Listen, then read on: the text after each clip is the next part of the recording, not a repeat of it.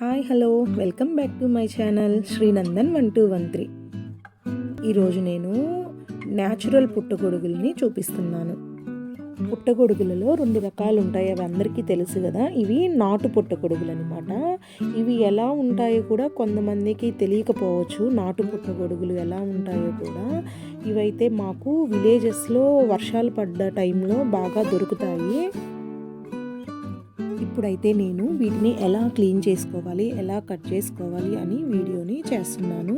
First ఇలా mushrooms తీసుకొని ఒక అంచున అది కట్ చేసి పక్కన పెట్టుకొని చిన్న చిన్న ముక్కలుగా కట్ చేసుకోవాలి. మన వీడియోని ఎవరైనా ఫస్ట్ టైం ఫాలో అవుతున్నట్లయితే ప్లీజ్ లైక్ చేసి సబ్స్క్రైబ్ చేయండి.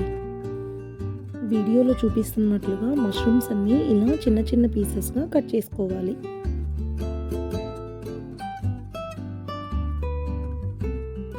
అన్నీ కట్ చేసుకొని వీటిని వాటర్లో వేసుకోవాలి.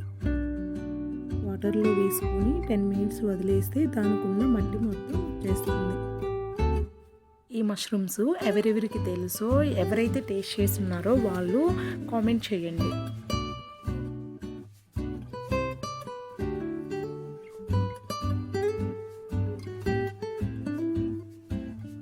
ఇప్పుడైతే వీటిని మన చేతులతోని లైట్గా స్క్రబ్ చేసినట్లుగా రుద్దండి.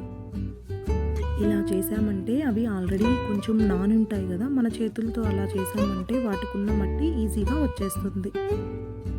ఇప్పుడు నా చేతిలో ఉంది కదా, వాటిని మోడిదులు అంటాము మేము.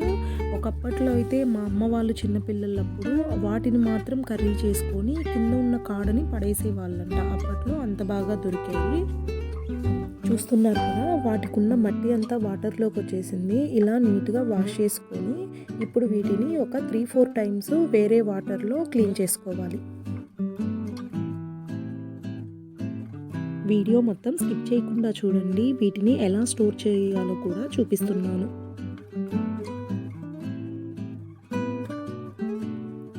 చూశారు కదా, ఇలా 3-4 టైమ్స్ మనం వాష్ చేశాక ఫైనల్గా ఇలా వైట్గా వచ్చేస్తాయి. మనము ఇలాగే వెంటనే కర్రీ చేయాలంటే డైరెక్ట్గా చేసేయచ్చు అనమాట. అలా కాకుండా ఎవరికైనా పంపాలి అన్నా లేదంటే ఒక 2 డేస్ స్టోర్ చేసుకోవాలన్నా ఇప్పుడు నేను చూపిస్తున్నట్లుగా చేయండి.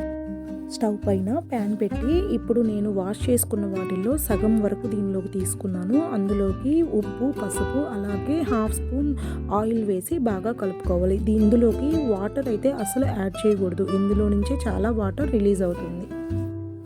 ఇలా అంతా బాగా మిక్స్ అయ్యేలాగా ఒకసారి కలుపుకొని దీనిపైన మూత పెట్టుకోవాలి.